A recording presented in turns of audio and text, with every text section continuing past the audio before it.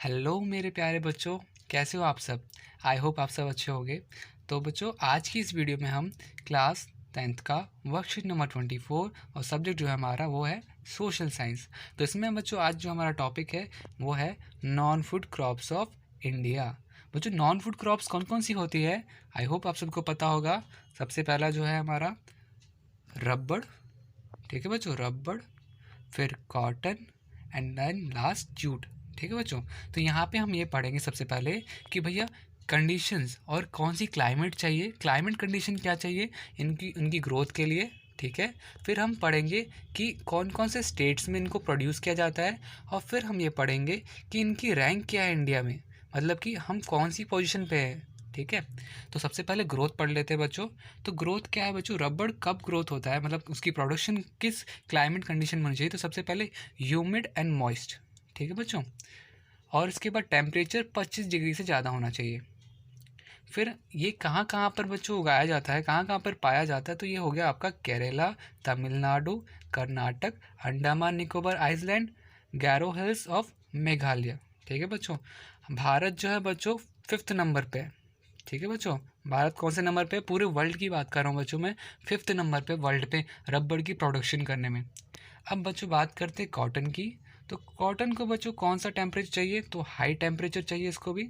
ठीक है, और रेनफॉल लाइट होनी चाहिए। ठीक है, और सनलाइट, ब्राइट सनलाइट होनी चाहिए बेसिकली। तो ये सारी चीज़ें हैं, ये कंडीशंस हैं आपकी।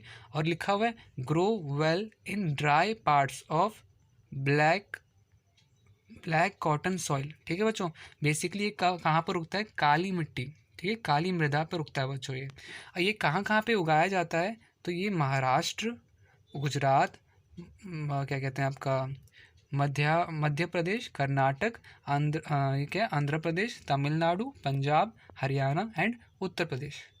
फिर बच्चों इसकी अगर हम पोजीशन देखें तो ये इंडिया का 3rd लार्जेस्ट नंबर है जो कि कॉटन प्रोड्यूस करता है। जूट, जूट क्या है बच्चों, तो जूट आपका grow in well drained fertile soil. ठीक है बच्चों, और ये कौन सा टेम्परेचर चाहिए, कि टेम्परेचर को चाहिए एकदम हाई टेम्परेचर चाहिए। ठीक है बच्चों, ये कहाँ कहाँ पर उगाया जाता है, West Bengal, Bihar, Assam, Orissa, Meghalaya are the major jute producing states. और बच्चों आप जान के खुश हो गए कि जूट जो है बेसिकली इंडिया में नंबर 1 है। ठीक है, सबसे नंबर 1 पे हम प्रोडक्शन है। India is the largest jute producing country in the world. तो आई होप आप सबको ये सुन के अच्छा लगा होगा। तो आगे बच्चों, टेक्नोलॉजिकल एंड इंस्टीट्यूशनल रिफॉर्म्स।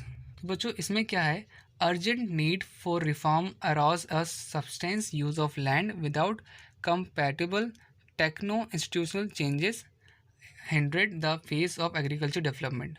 तो बच्चों हमारी ना एक्चुअली ये है कि हमारी जो एग्रीकल्चर डेवलपमेंट है वो तभी होगी ना जब हमारी टेक्नोलॉजिकल एंड इंस्टीट्यूशनल डेवलपमेंट होगी। अगर हमारे देश की टेक्नोलॉजिकल और इंस्टीट्यूशनल पावर बढ़ेगी तभी जाके हम एग्रीकल्चर डेवलपमेंट कर पाएंगे। तो आई होप आप समझ रहे हो। तो इन चीज़ों को सुधारने के लिए, टेक्नोलॉजिकल और इंस्टीट्यूशनल रिफॉर्म्स को सुधारने के लिए उन्होंने क्या किया, green revolution and white revolution start किया। ठीक है बच्चों, green revolution and white revolution start किया। ग्रीन रेवोल्यूशन, वाइट रेवोल्यूशन में हम बेसिकली नए नए टेक्नोलॉजी का यूज़ करते थे, नए नए सीड्स का यूज़ करते थे। ठीक है, और आपका क्या कहते हैं, कई तरह की दवाइयों का यूज़ करते थे, फर्टिलाइजर्स का, केमिकल्स का यूज़ करते थे। तो वही ग्रीन रेवोल्यूशन में था आपका। सेकंड पॉइंट है एबॉलिशन ऑफ ज़मींदारीज और consolidation of land holding, introduction of collectivisation and cooperation. ठीक है बच्चों, तो ज़मींदारी सिस्टम हटा दिया बच्चों। पहले ज़मींदारी सिस्टम ये होता था कि अगर किसानों को खेती करनी है तो फिर उनको उस खेत का रेंट देना पड़ेगा, उनको अपनी ही ज़मीन का रेंट देना पड़ता था, तो वो चीज़ हटा दी। ठीक है, लैंड होल्डिंग हटा दिया बच्चों। ठीक है, फिर आपका इंट्रोडक्शन ऑफ कल्टिज्म, मतलब अब देखो होता क्या था, पहले लोग क्या करते थे कि सपोज़ आपका ये पूरा एक खेत है। ठीक है, मैं एक एग्जांपल लेके चल रहा हूँ, सपोज़ आपका ये पूरा एक खेत है। ठीक है, अब अगर लोग इसको ऐसे आपस में, जैसे सबकी अपनी अपनी खेत होगी, सबका अपनी अपनी थोड़ी सी ज़मीन होगी, तो अगर सब ऐसे ब्लॉक बना लेते हैं और कोई ए बंदा इधर करेगा, कोई एक्स इधर करेगा, कोई वाई जेड कुछ इधर इधर अपनी अपनी जगह पे खेती करेंगे, तो देखो बहुत कंजेस्टेड हो जाएगा। होगा क्या कि उनको टाइम ज़्यादा लगेगा इतनी इतनी जगह से इतनी इतनी जगह में खेती करने में, और इनकी क्या कहते हैं सोर्सेज भी ज़्यादा लगेंगे। बट अगर फॉर एग्जांपल अगर मैं इसकी जगह पे इतनी ही ज़मीन है, बट मैं ये ब्लॉक्स हटा देता हूँ, जो पहले ब्लॉक्स थे वो हटा देता हूँ, और फिर अगर मैं यहाँ पे ट्रैक्टर रख देता हूँ, तो जो वो काम महीने भर में करते थे ट्रैक्टर से एक दिन में हो जाएगा। तो और हिसाब लगाया जाए तो जो उनसे खेती होगी और जो भी उनसे उनको पैसे मिलेंगे वो आपस में बांट लें। तो यहाँ पर क्या होगा बच्चों, एक तो हमने टेक्नोलॉजी को बढ़ाया, दूसरा क्या कहते हैं टाइम बचाया, ठीक है, और हमें हमारे कम मेहनत में पैसे ज़्यादा मिले। तो ये सारी चीज़ें नहीं, ये सारी चीज़ें तब नहीं चलती थी, तो उन सबको हमने बदला, ठीक है। फिर बच्चों है इनिशिएटिंग अ कंप्रेसिव लैंड डेवलपमेंट प्रोग्राम, एक लैंड डेवलपमेंट प्रोग्राम उन्होंने स्टार्ट किया। फिर लिखा हुआ है provision for crop insurance, establishment of gram banks, cooperative for loan facilities on low interest. तो बच्चों फिर ना होता क्या था पहले कि ना किसान वगैरह कहाँ जाते थे पता है, बड़े बड़े साहूकार ज़मींदार के पास लोन लेने, तो वो उससे मुंह मांगा ब्याज लेते थे। बट यहाँ पे गवर्नमेंट ने क्या किया कि उनको कम इंटरेस्ट पे लोन प्रोवाइड करवाया। उनको कुछ ये आपका किसान क्रेडिट कार्ड और आपका पर्सनल एक्सीडेंटल इंश्योरेंस स्कीम, तो ये सारी चीज़ों का उनको क्या कहते हैं बेनिफिट दिलवाया। लास्ट है आपका minimum support price, remunerative and procurement prices for important crops to save farmers from exploitation by circulus middleman and speculators. तो बच्चों यहाँ पर मिनिमम सपोर्ट प्राइस मतलब कि एक मिनिमम सपोर्ट प्राइस भी रखा कि कम से कम इतने में आपको बेचना ही है। मतलब कोई ऐसा नहीं कि कोई भाई आपसे कम में ख़रीद लेगा या ज़्यादा में ख़रीद लेगा, तो एक मिनिमम सपोर्ट प्राइस गवर्नमेंट ने तय किया, ठीक है बच्चों। अब आते हैं बच्चों क्वेश्चन आंसर में।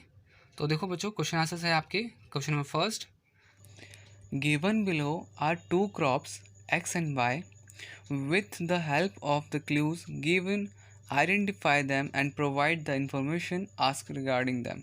तो बच्चों दो आपको क्रॉप्स दे रखी है, नाम नहीं बताया हुआ, नाम हमें बताना है कि एक एक्स है एक वाई है, ठीक है, और उनके बारे में जो इन्फॉर्मेशन पूछी जा रही है वो बतानी है हमें। तो सबसे पहला ए है, x is a fibre crop which grow well in dry black soil, require Frost free condition and higher temperature for growth. तो बच्चों इसका आंसर होगा कॉटन, बिकॉज कॉटन ही अच्छे से ग्रो होता है ड्राई ब्लैक सॉइल में और उसको ही हाई टेम्परेचर चाहिए होता है। और दूसरा बच्चों ये जो कहाँ कहाँ पाया जाता है आपको बोला जा रहा है ना आगे में कि which Indian states are major producer of this crops. तो बच्चों इसका आंसर होगा आपका महाराष्ट्र, गुजरात, मध्य प्रदेश, कर्नाटक, आंध्र प्रदेश, तमिलनाडु, पंजाब, हरियाणा एंड लास्ट में आपका उत्तर प्रदेश, ठीक है बच्चों। वाई, अब बी वाला पार्ट जो है हमारा, Y is another fibre crop but it doesn't grow on soil, instead it is obtain from cocoon fed on green leaves specially mulberry tree leaves. और एंड लास्ट में पॉइंट लिखा हुआ है women wear saris made out of this. तो बच्चों इसका आंसर होगा सिल्क। सिल्क ही एक ऐसा चीज़ है जिनकी साड़ी भी वुमेन्स पहनती है और बेसिकली वो कोकून से पाया जाता है, कोकून से बनाया जाता है। क्वेश्चन नंबर सेकंड है बच्चों, why do you think jute is called golden fibres, give any two use of which it can be put, why it is losing market। तो बच्चों jute is also known as golden fiber as India is the largest jute producing country in the world and its production enhance our economy। It can be used to make ropes, baskets, clothes and bags। It is losing market to synthetic fibers and packaging material, particularly the nylon, due to its high cost।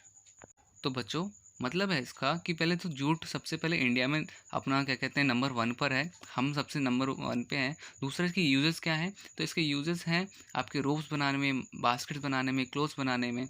But आज क्या हो गया, उसकी जगह नाइनल और कुछ दूसरे तरीके की चीज़ें आ गई हैं, तो जिस वजह से ये अब धीरे धीरे इसकी मार्केटिंग घटती जा रही है और ये हाई कॉस्ट, इसकी थोड़ी कॉस्ट भी हाई होती है, तो ये भी एक रीज़न था।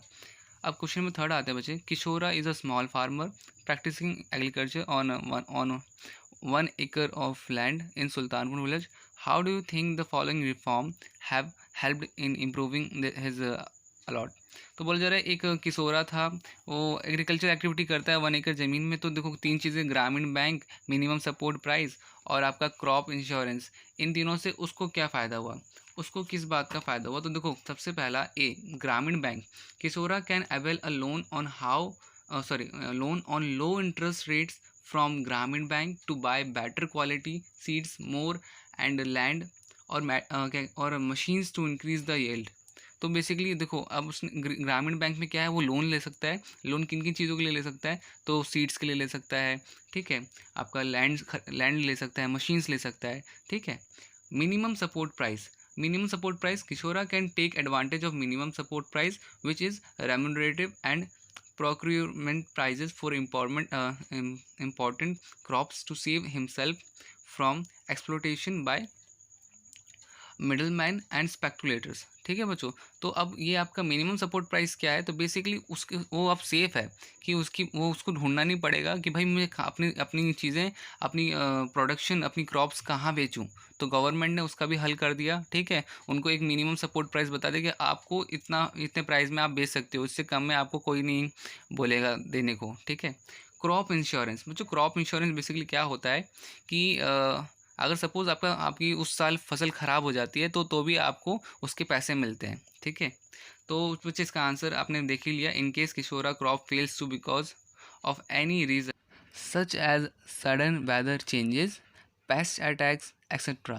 If he has insured his crop through crop insurance, he can receive insurance money to bear the loss. तो बेसिकली कुछ भी रीज़न हो सकता है बच्चों, बाढ़ आ गई या फिर उस साल बारिश नहीं हुई या उस साल गर्मी इतनी पड़ गई है, कुछ भी रीज़न, बट अगर उसने इंश्योरेंस करवाया होगा तो उसको उस लॉस का मनी मिल जाएगा, ठीक है। जो उसको लॉस हुआ वो उसे बियर कर पाएगा, ठीक है। तो आई होप बच्चों ये क्वेश्चन सारे आपको क्लियर हो गए। मैंने कोशिश करी, वीडियो थोड़ी लंबी बनी बट मैंने कोशिश करी कि आपको एक एक पॉइंट समझा पाऊँ। आई होप आपको वीडियो अच्छी लगी होगी। थैंक यू बच्चों, थैंक यू।